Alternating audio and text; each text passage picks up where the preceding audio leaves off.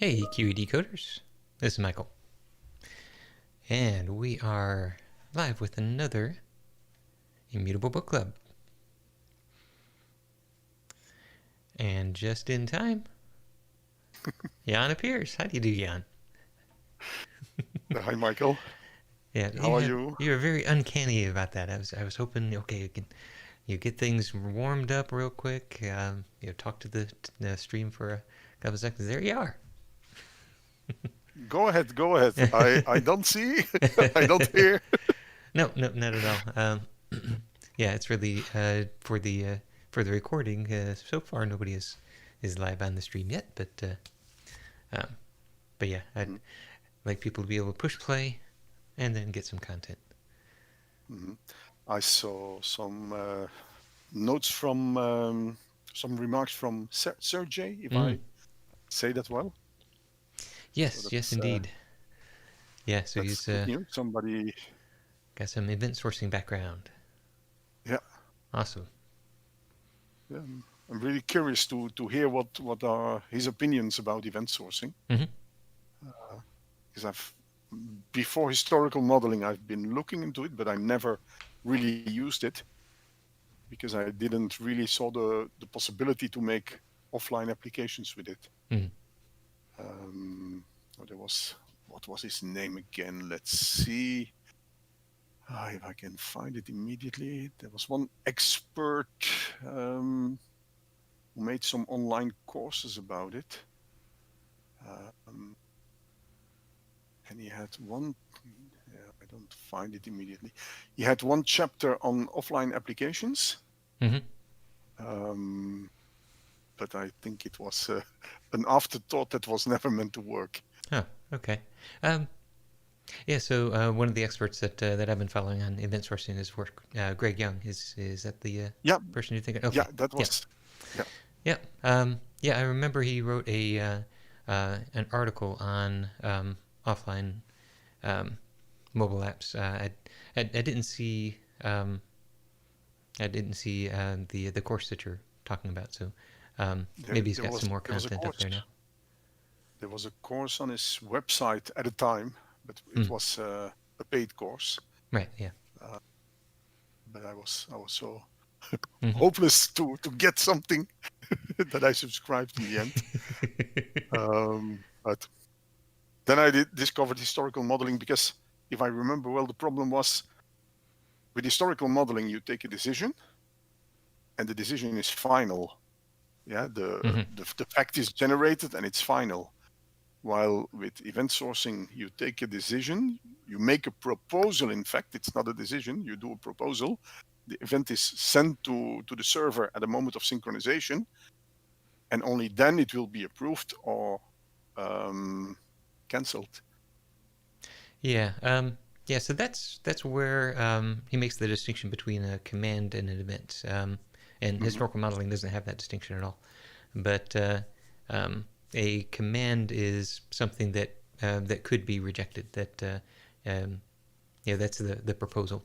Um, and so you send the command to the handler. The handler figures out what's actually going to happen and then publishes the event. Um, and so that's kind of similar to um, service-oriented architectures where you just have messages Mm-hmm. flowing around on different brokers in the back end. But now with the distinction that the handler doesn't store state and it doesn't change the state. It just stores the event, and then if you want to know what the state is, you look at the events. Um, so a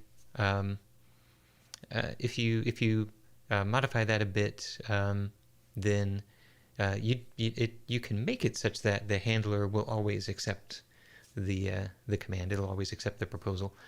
Mm-hmm. Well, okay, somebody actually bought a meal for $18, so I guess I can't reject that, even if Mm-hmm. you know if I find out that they don't have enough money in their account or whatever. We have to figure out what to do about the fact that they've just consumed a meal. Um, but So you can make the command handler always accept the command, and now it's got the weight of a decision, um, and then the um, the the concern is once it makes it into the stream, does it have the same effect as it did before it made it into the stream? And that gets back to the partial ordering versus total ordering. Because you don't have the concurrency feature. Yeah. So if your handlers always accept events, or always accept commands, I should say, and if they if the effect is commutative, so it doesn't matter if it happened before these other things that happen concurrently or after, then you get the same outcome. So you can still build a mobile application that is resilient, reliable offline.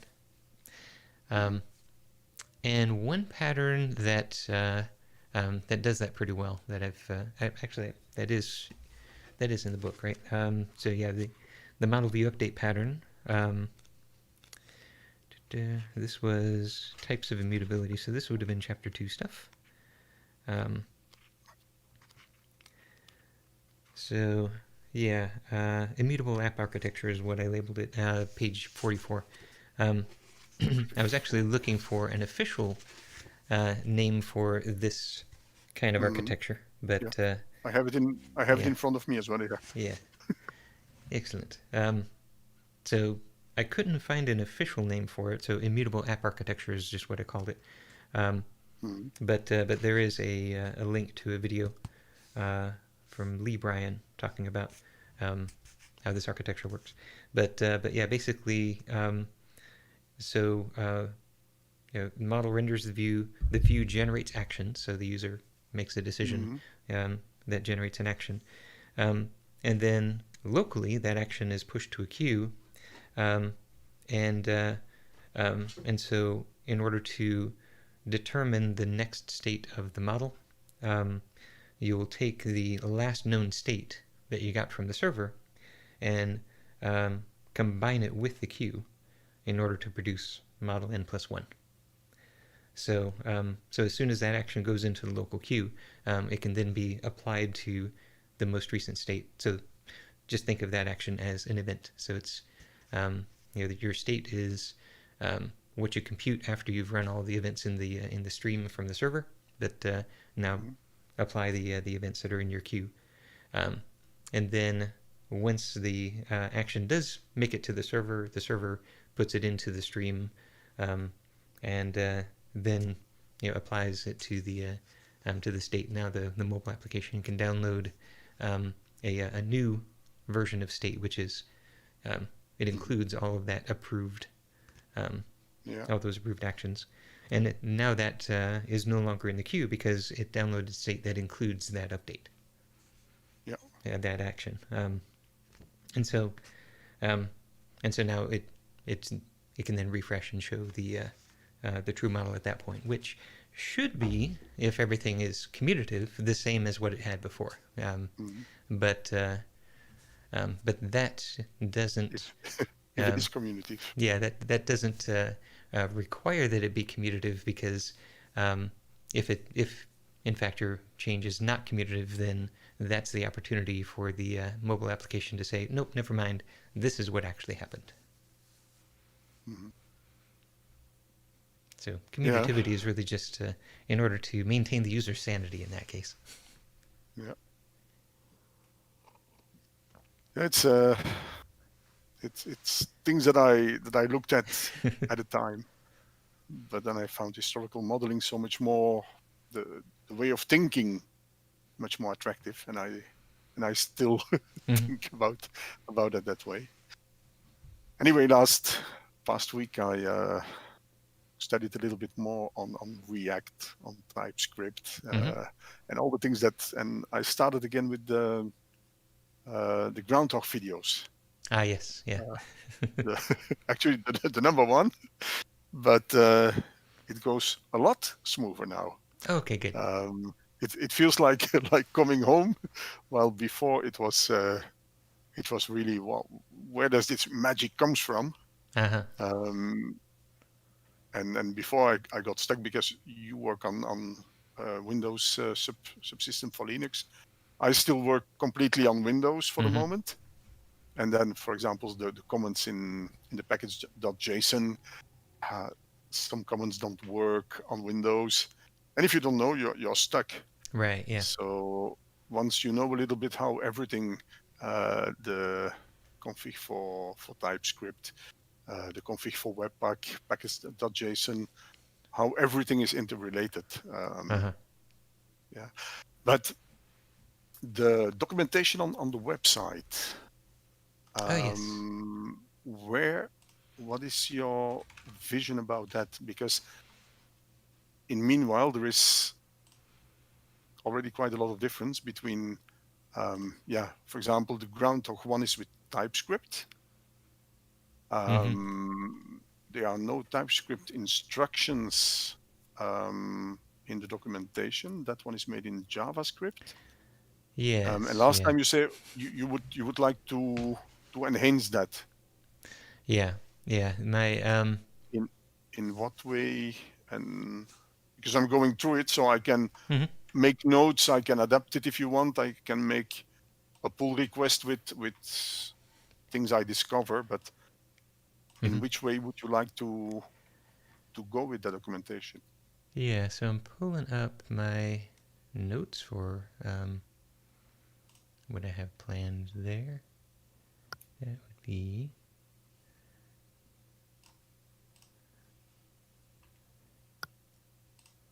on this Because page. No. my current ID, but Okay. my IDs are changing all the time. My current ID is actually the making of a starter kit. I don't think it's useful to have that making of a starter kit in 4 versions. A TypeScript, a JavaScript with React, without React. Right. But it might be useful to have one version, and once people are far enough to understand that single version, the rest they can find out themselves.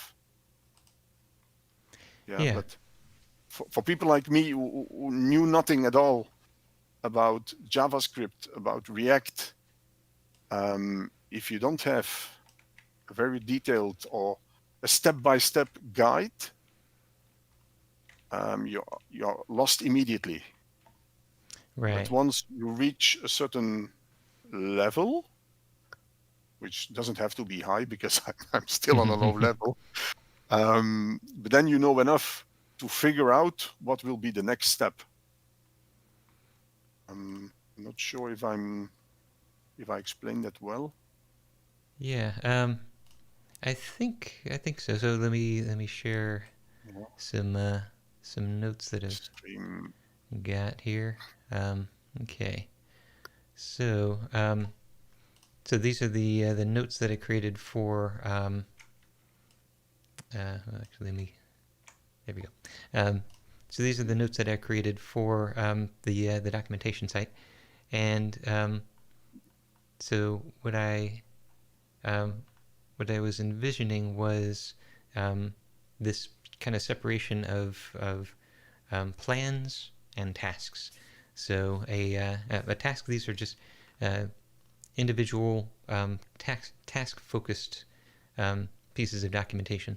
So so like if we're talking about specifically using it with React, so you might need to know how to configure Webpack for use with Janaga. You might need to know how to test React components, or you will certainly need to know how to write what's currently called specifications. That's going to be projections. Wait a minute. Actually, I did change the. So yeah, this is define projections is the React the next one. projection thing. Yeah. So some of these tasks are going to be important when you're writing a React application, but others will not be as important.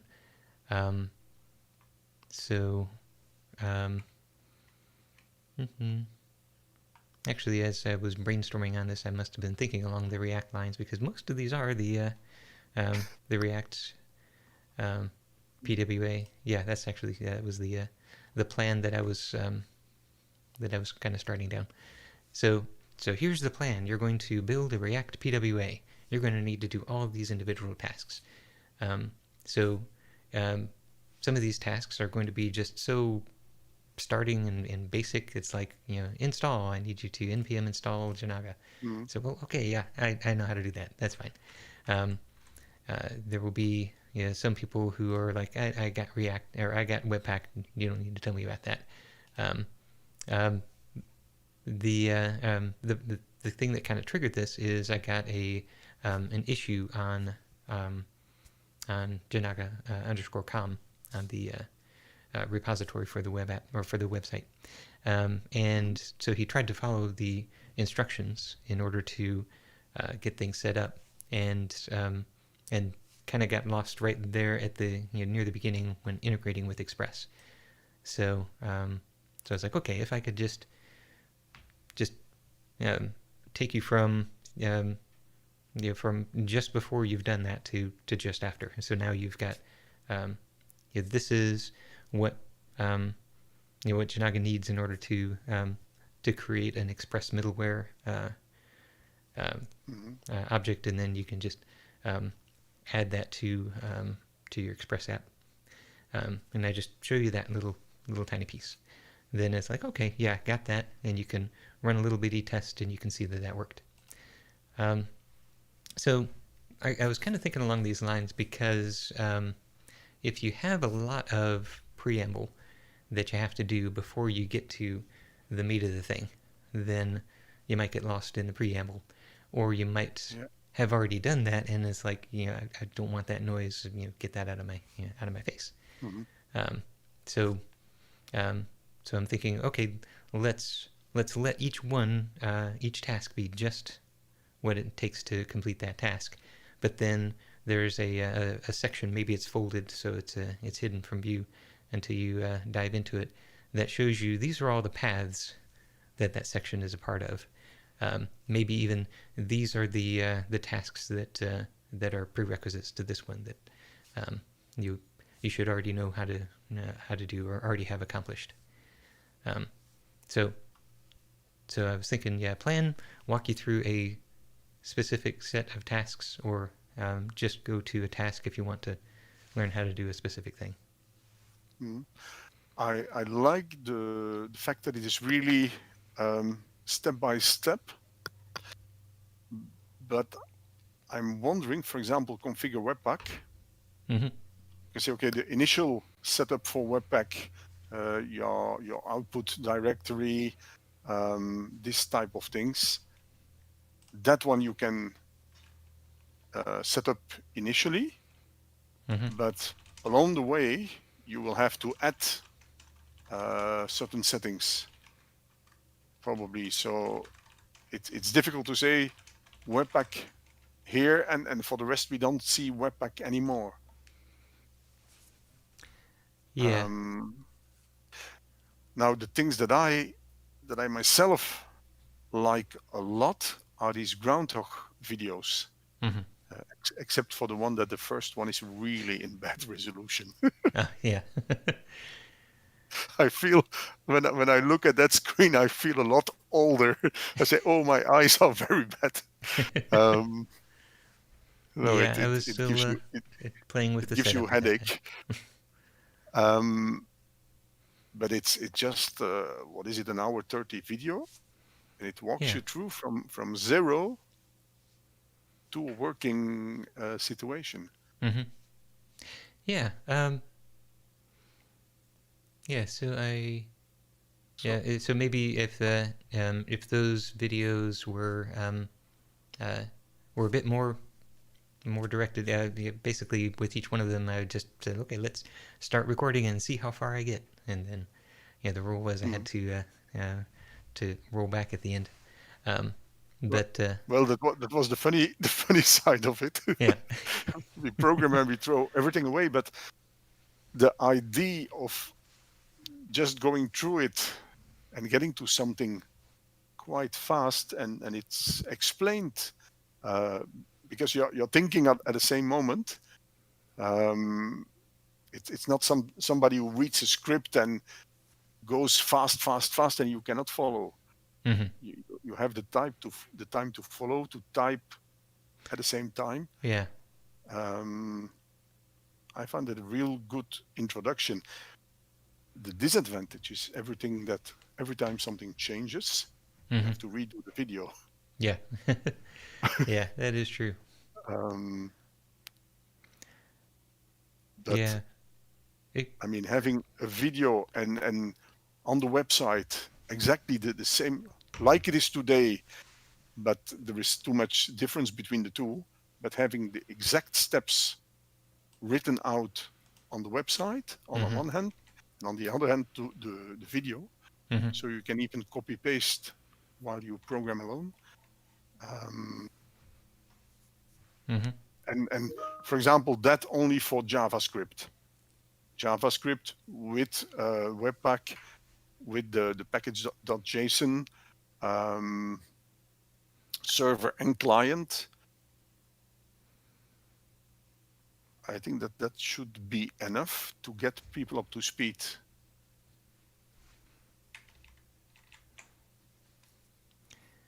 Yeah. without needing them to study for days and days. Mm-hmm. Yeah. Yeah. And Yeah. I want to get yeah, people up to speed. I also want people who have an opinion to to be able to take their opinion and not have to take mine. Um, and um, yeah, so one of the things that kind of bugs me about the way that documentation is written these days is that um, that most of the walkthroughs do start you out at 0, and it's like we're going to learn how to to mount a persistent volume in Kubernetes. Okay, step mhm, 1, let's create a Docker image, and then step 2, let's create this YAML file. So, wait a minute, come on, what's the little tiny piece that I need in order to mount that that image, mhm. that volume. Um, so yeah, that I think is yeah. I think there's a possibility there. So if so if these tasks are just the thing to do that one little tiny thing, maybe there's a video that goes along with each of the tasks that's now just a couple of minutes long. Um, Mhm. and so it's showing you that okay, this is we're going to configure Webpack to just serve up the client only. So you've got an opinion where you're going to serve your server side stuff without Webpack, which is actually the opinion that I'm gravitating to myself. But it's like okay, I'm not going to compete with that opinion. I'm just going to say if that's the thing that you need to do, here's the Mhm. little bit that's important to accomplish that. And then for the beginner, that's kind of where the task comes in. Maybe that's like a playlist of these videos, and you can click through one task at a time. You can watch that video just one at a time, and code along, or even if you don't code along within the time of the video, it's a short video, so you Mhm. can do the code, refer back to it, and then go on to the next task. Because in the video you can explain more about the steps than you can write down. Um, Mm-hmm. if you have to write down everything, it becomes a very long story. Yeah. And on one hand, I would say keep it as simple as possible. But on the other hand, perhaps JavaScript plus React. No TypeScript, because TypeScript makes it more complicated, and TypeScript is another step, but you can obtain the same result with JavaScript. And once people want to become productive and avoid errors, okay, then they can make the step to JavaScript. Hmm. But React is such a popular thing today that if you say, okay, make a video with from 0 to a small application in React, that might attract people. And then perhaps the same thing, once we are a little bit on the .NET platform, that we make a kind of mobile video for a mobile application in .NET with Xamarin. Mm-hmm. Just to have different technologies, so that people can immediately see the possibilities and try it out for themselves without really have to go and study everything. Mm-hmm. Yeah. Once we get .NET in there, it's like, okay, all of this stuff basically just over again. Yeah, But yeah, I do like that idea of focus on the JavaScript demos when doing the videos and when describing what to do here and having the code samples. There are some that are where I do want to demonstrate the TypeScript flavor. So defining a fact type in TypeScript looks very different from defining a fact type in JavaScript. Saving facts, actually that's just await j.fact. That's only slightly different. You're calling a constructor. It might actually end up being the same. I'll knock that down to 1. Yeah, once you get down into writing your specification functions, there's a little bit of a difference in TypeScript where you cast to the desired type, and you don't do that in plain JavaScript. So that might be just a little thing that I call out in addition. So, if you're using TypeScript, put a cast here. Otherwise, don't worry about this. But yeah, then a lot of these, like when you get down to binding React components, there are very few places where you have to go back in and declare types.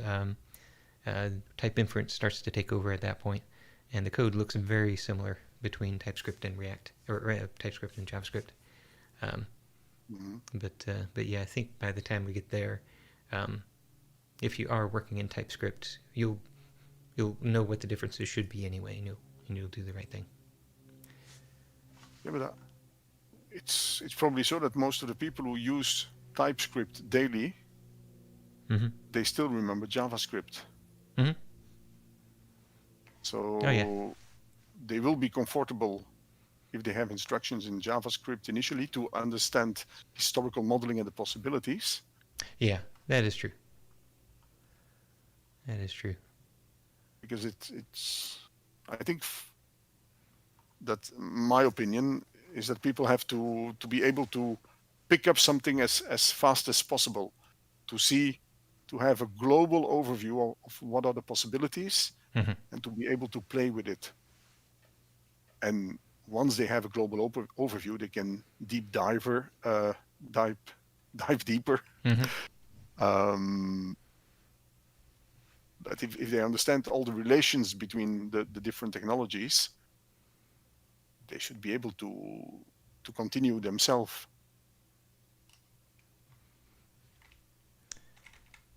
Yep. In the beginning, it's complicated. Yeah. So yeah, I like that.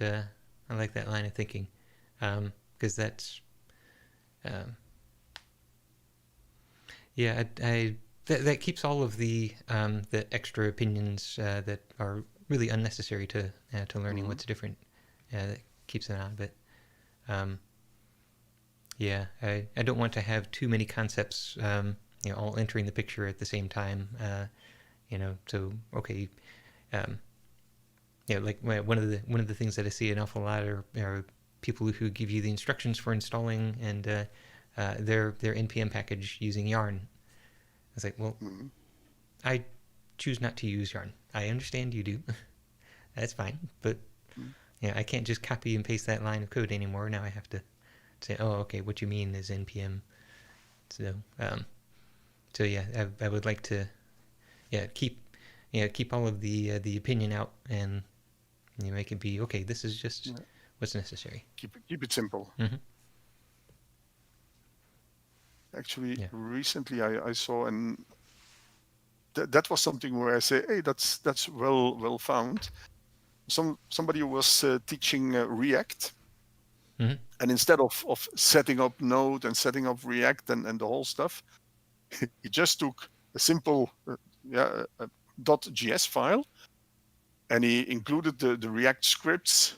So just two scripts that you include, and you can work along the React possibilities or principles.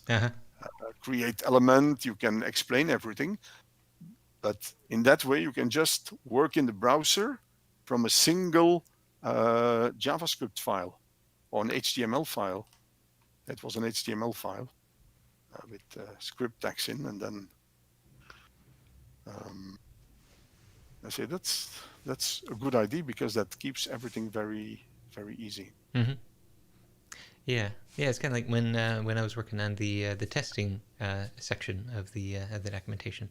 That was during the same time that that you were deep diving into Webpack and React, and so I'm thinking, well, there must be an easier way for me to just show them what I'm talking about here. So what's the minimum necessary in order to get tests running? So I put those instructions up there, and this is just install Janaga and Jest, and then write this JavaScript file, and we start testing. Because in fact, the testing way of developing a model is something I like very much, because you can build your whole model without making a user interface, without the only disadvantage is that it doesn't really shows the possibilities. Right. Yeah. It's not sexy. It's working, but if you have like some of the demos you did where you have two browsers and you let them synchronize, that is much more attractive to users, I think. Yeah, that is true.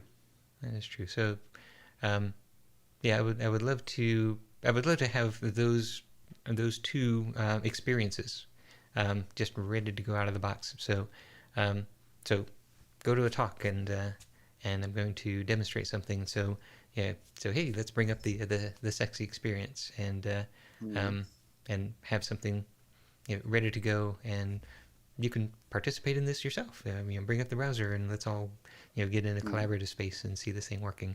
And then once you say, okay, I see what's possible, then all right, I'm going to transition you to the second experience, which is no opinion around it, just testing the minimum necessary in order to get there, and then gradually build you up. So, okay, now you need to put that on the web. Let's talk about how to integrate that with Express so that it can serve it up on a website. Okay, now we've we need to build, and we need to have a model that's accessible on the client side and the server side. So, okay, let's talk about how we can use Webpack for code sharing, and so introduce the ideas and the concepts as they become necessary along that journey. Yeah, and have really step-by-step instructions to a simple application. Practically, Michael, because I'm going back through these Groundhog videos, is it worth to make pull request for the documentation or not? What would be the best way to, because since I'm going through the videos, I might as well if I find errors, I might write them down or make a pull request. Yeah, I would definitely say take notes. Let me look at the documentation again and see what. So yeah, we've got the creating an application portion of the documentation, and so that's yeah, because simple things that, for example, if you go to getting started, mm-hmm. there you say, okay, you need Node and Postgres SQL, Mm-hmm. and then you install Jinaga. But then that's getting started, and if you go to create an application, there you have npm install Jinaga, the big black box. So it's not in it's 2 times there, and that's confusing. Yeah, I see. And then the npm init is in creating applications, but it's not before install Jinaga. Yeah, in the getting started, it's not mentioned. So people who really start from scratch, they are completely lost. That's true. Yeah. There are small things, but if we really want to do so. Yeah, I think that is worthwhile. I don't think that the tasks and the plans that I'm thinking about are going to replace this, or at the very least, maybe they eventually will. But by the time they do, they'll subsume this information. But then I will, as I go through them, the different videos, I will just make notes, and so that then you can still see, okay, well, what do you want to adapt and what is not worth it. But at least we know what should be changed. Is there something wrong with the agenda? Because David is not there, Sergei is not there. Well, I believe that I have extended the Google. Yeah, so I'm looking at my. Yeah, I am looking at my my Google calendar, and I do see that it is properly extended there. Yeah, but if you go to Immutable Architecture, the book lab. Yeah, I haven't updated that yet. Yeah, that's true. Yeah, they still have until 7th of April, so that might be the problem. Yeah, because they also have to collect them that. Yep, that is true. Yeah, I do want to just go ahead and say, okay, yeah, extend it indefinitely until until you can come back to this site and it says no, we've stopped. You know, it'll be at this time. And we have some demonstrations on the site with all the possible applications. But you are still far from that. No. Yeah. Today there was still one of the partners I work with. They have in-house software, and so I have the mobile part. And then they called me, Jan, there's still another customer who needs something. I say, yeah, can he wait? Can he wait? No, because the old version is having so much shortcomings, and I don't want to work on the old version anymore. But the new version is still so far away. So, yeah. Yeah, that is the that is the big problem.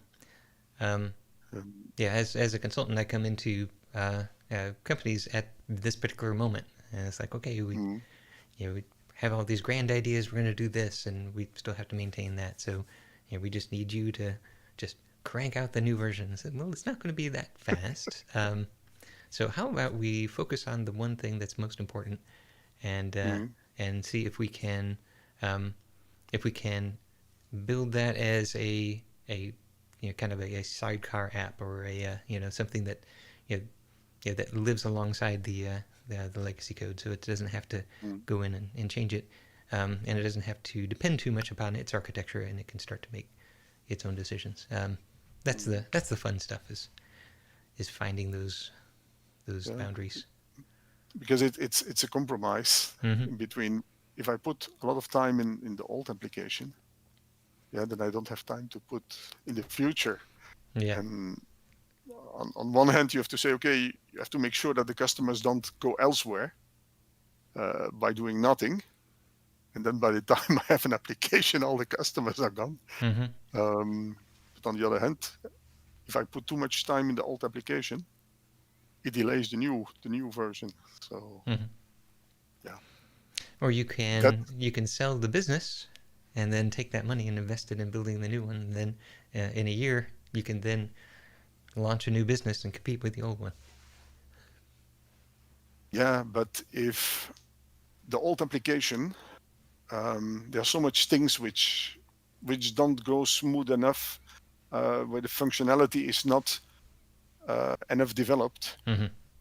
And I know in the beginning customers say, "Oh, that's great," but once they start using it in production, they say, "Yeah, but I missed that part, and I missed that part," and I know what they need. Yeah. And I could develop that part, but I would, and I don't want to make them unhappy. Mm-hmm. If you go and sell them, and it's not, they will not be happy with it. Then in the end you lose them as well. So it's always a balance. Mm-hmm. And certain types of customers are very happy with the application. It depends on their needs. But like today, it was a customer who needs more advanced stuff. Then I say, okay, better wait for the new application. But, it takes time. Yeah, it does. So what things can we do to accelerate the new application? Oh, I think it's basically me who have to proceed in learning for the moment, because I in fact the first thing I want to do is really build small, not prototype of the whole application, as I told you, just small portions of the module, Mm-hmm. and not limit myself to writing the tests, but really make the two browser kind of applications with a very rough user interface, but that I can really experience the synchronization. Mm-hmm. I think that's also in the book club the most attractive way for new people, that they see, okay, things can synchronize, and in that way I can also test the React technology, because even though I still believe that I should go with Xamarin, React, the way of thinking in React looks like something very useful to know, and that might influence also .NET afterwards. Yeah, I think so. And in the future, it will also help me to, until now I always had either a desktop application or a mobile application, but everything that was web related, I didn't know anything about it, so I never used it. Mm-hmm. But for some portions of the app, a web-related interface might be useful as well. So although it might look initially as a little bit a waste of time to try to learn that, I think in the end it will be useful. So I really want to.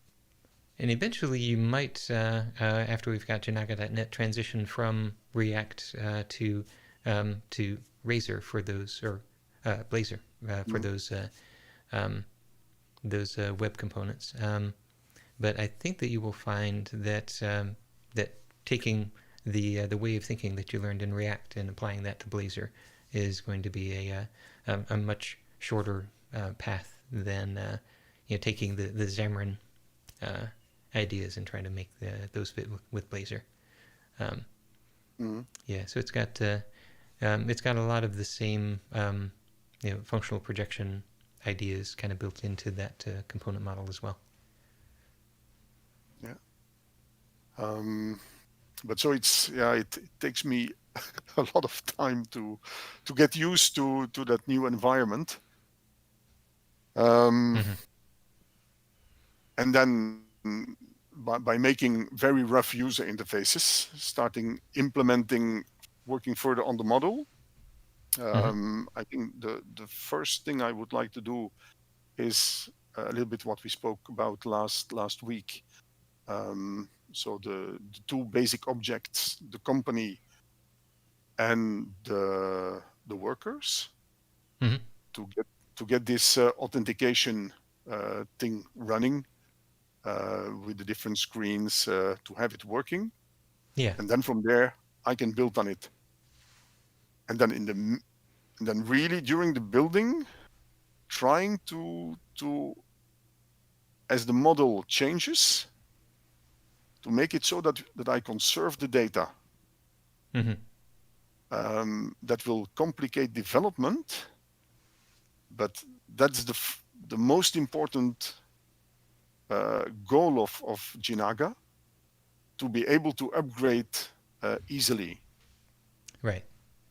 So I think it might be useful during development to try it out, just with test data. If it doesn't work out, I can just throw away, and but to get some experience with that. Yeah, I think that's a good idea. I do make it a practice when doing development to treat that development data as if it were production data, and to preserve it from one version to the next. Even though it's just a lot easier to drop your database, start a brand new one. There comes a time when you can't do that anymore, and then from that point forward, you have to develop brand new practices. So it's much better to have built that into your set of practices to begin with. Yeah, and also that will give me some experience on where is the limit. Do we change the model and we retain a little bit of legacy structure, or is it possible, practical, to convert the model? What are the trade-offs there? Because I'm not going to be able to encrypt the data, perhaps. I'm going to rewrite facts. Is that going to work? Is that not going to work? I think it's important to have that experience before I want to really start thinking about designing the user face nicely, and think about the right color. Yeah, that definitely will be important stuff to get right. Yeah, but so there is still a long way to go. Yeah, so in support of that, so I've got a talk coming up next month at JavaScript and Friends. This is a conference I did once in that would have been in 2019, and that was up in Columbus. And actually, I think that was their inaugural year. So, so yeah, coming back virtual this year, and so the talk that I proposed is a very specific Jinaga talk. And so I think that's a great opportunity to bring back that that sexy 2 browser demo. And so in service of that, I have been working on the subscribe feature. The one that that was in there, and then I had to take it out because I moved away from WebSockets. So I've got a really poor implementation working right now based on polling, but with with any kind of server sent events, the reliability isn't there, so you have to have some sort of a ping mechanism. So the polling just basically evolves into the ping for server sent events. So yeah, and the API is going to be the same, even if I improve the implementation of it. So using that polling mechanism, I can go ahead and get the 2-browser demo back up and working again. So I would say that I now have a date on the calendar when I'll need that demo working for an audience. It would be awesome to also have some documentation to send them to that shows them exactly how to build that, and maybe even a video to send them to. So over the next month, that's basically the example that I'm going to be building toward. So that could help you along the path of what you're building there. Yeah. And if there is anything I can do to help to go forward there, tell me, because also that helps me to learn, to get involved in the technology. That's the 25th of May. That's that one. It was on Twitter. Yes. That's a month from now. But then this subscribe feature, the difference between the watch and the subscribe, the watch is pure local and the subscribe goes to the server? Yes. So you watch for changes, and so they could be changes that you yourself are making, or they could be changes that are brought down from the server. But nothing is going to connect to the server to go get them unless you say run a query or do something like that. So subscribe creates that persistent connection with the server, and then when something happens, then the server will send you the facts, and then all your watches will pick them up and render the user interface. So yeah, both the watch and the subscriber are necessary in order to get the live UI from the server. And what happens if, for example, the connection falls away? Yeah, so that's where the polling ping retry comes into play.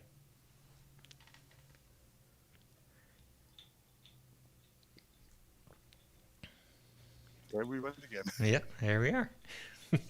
I heard you until you said that's where the pulling, but then the connection was lost. Okay, so that's the so the polling implementation that I put in place right now. That's the kernel of the solution to that problem.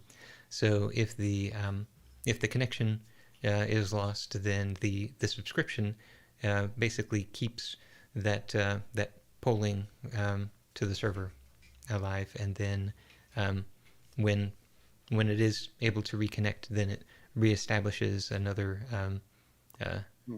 persistent connection, and then you can receive server-sent events from that point forward again. Okay, so it will just reconnect automatically. Yep. Okay. And so there will be some sort of a status mechanism. So there are currently 3 status callbacks, but yeah, you can take your Janaga object and you can say on error call this, or on status change call that. Yeah.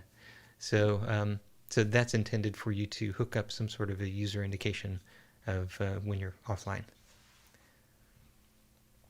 But how will that work with Android, for example? Because more and more on Android, Google wants to conserve battery life.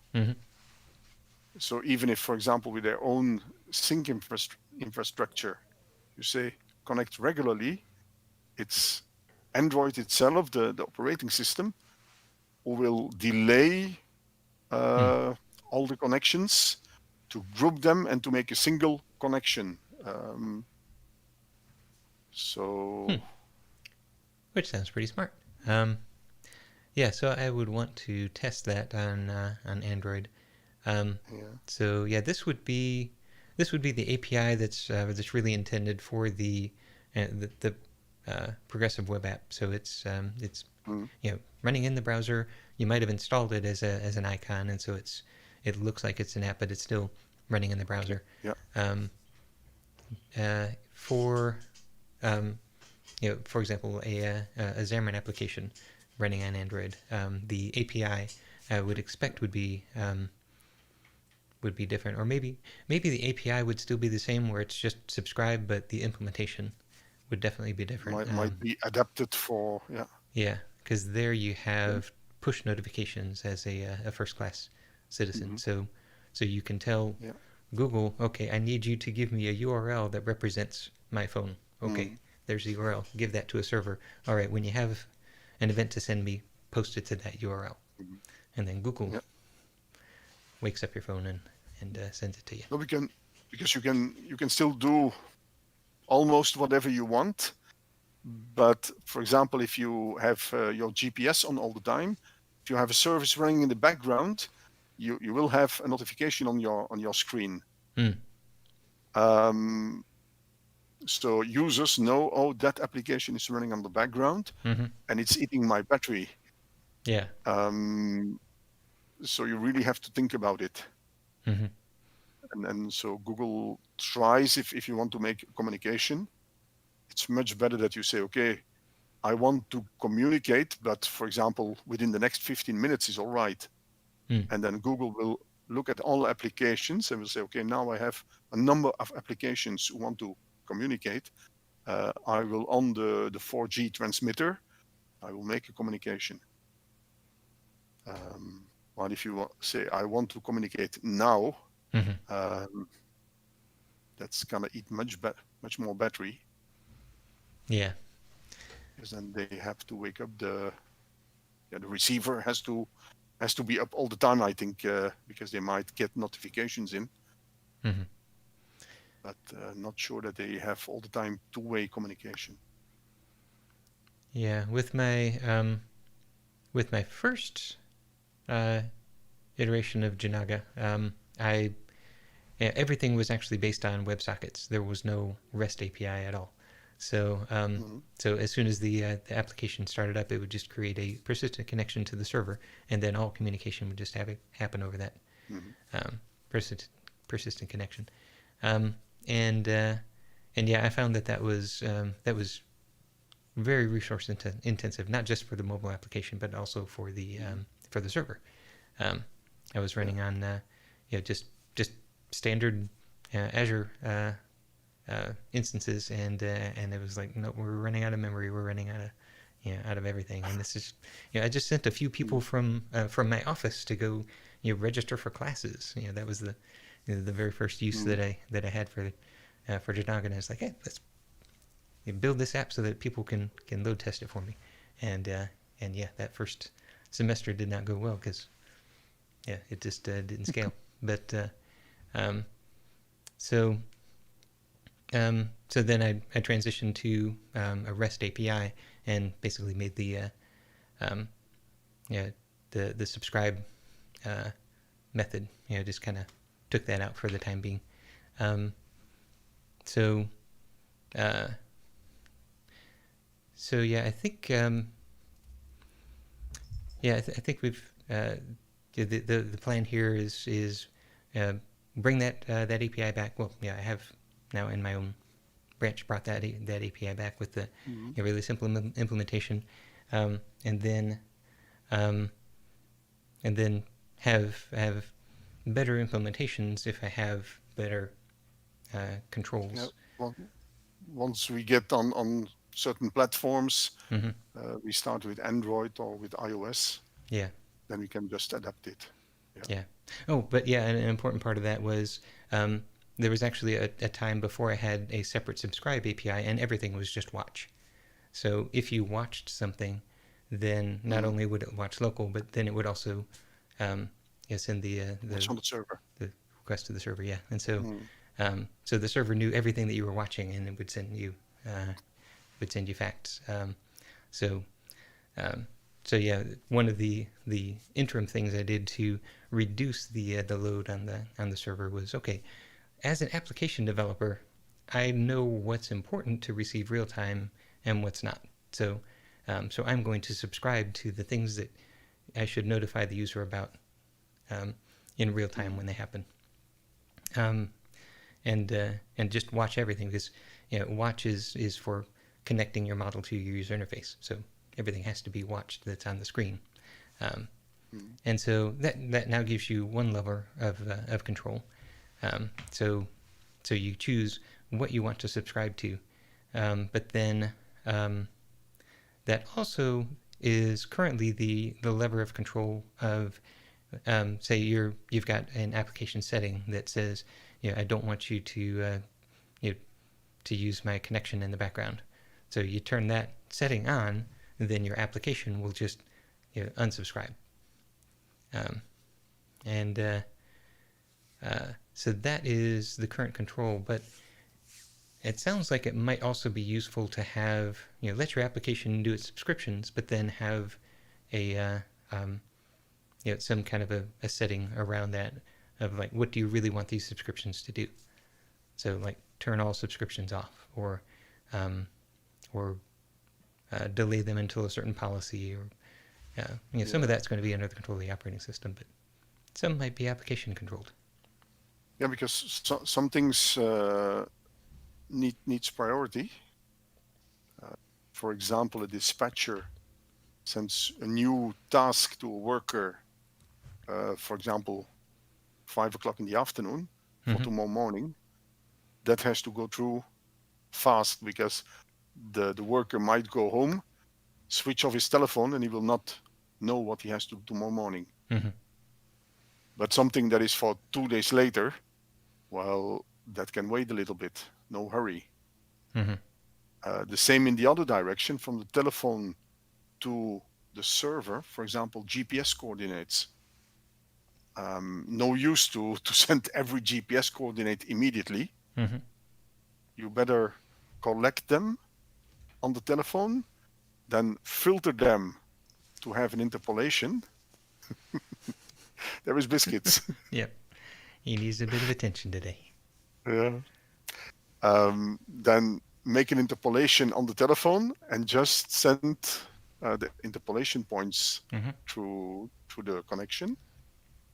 But there might be times when the dispatcher says, okay, I want to know where my people are, that he wants an immediate response.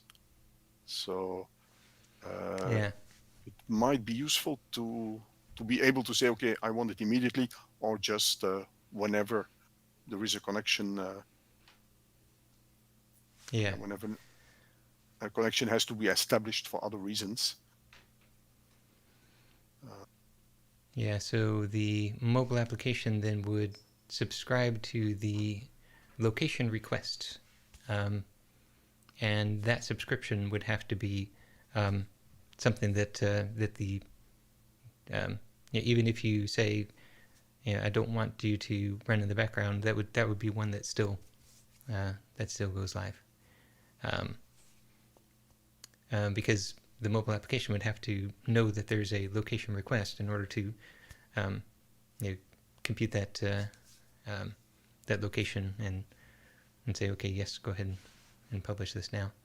Yeah, but for example, on the screen of the dispatcher, the dispatcher sees a map, and on the map he has all the traces from all the workers.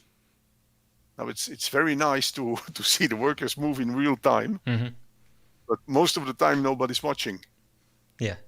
So what's the point of having communication all the time from the telephones to the server, from the server to the Windows application, while nobody's watching? So what I like to do there is standard. The screen will update, for example, every 10 minutes. So if a dispatcher wants to have an ID where his people are, he will see, okay, the last 10 minutes, that was the location. And if he wants to have it faster, he clicks on a button and immediately he gets an update. So at that moment, there will be a request from the Windows application to the server, to the telephones, and everybody who is online will send this position. Yeah. So they'll have to get that push notification in order to send their response. Yeah. Yeah. So because otherwise it's not possible. Okay. So it sounds like granular control is the is what's needed here. And but I think the most important is the historical model, that structure, and that is going to work. I'm sure about it. And then once we get to the problems, we will fix them. Yep. Yep, indeed. So yeah, I will as I'm going through this prep work for the next month, I'll reach out to you and let you know which pieces I could use some help on. So I'm sure that a lot of it will be. Don't hesitate. Yeah, it'll be application code review, some documentation review, that kind of thing. Yeah, if there are things I can do, just send me an email, or because the Discord is is normally not online, and then I get an email. Somebody posted a message on Discord 2 days ago. Yeah. So there is some I delay. should just send you the email. But if you send me an email, usually I see it immediately. Yeah. And perhaps update the the message on historical modeling. Yes. Yes. So that we have some people. Yep. Great. Cool. Yeah. Thank you very much, sir. Thank you, Michael.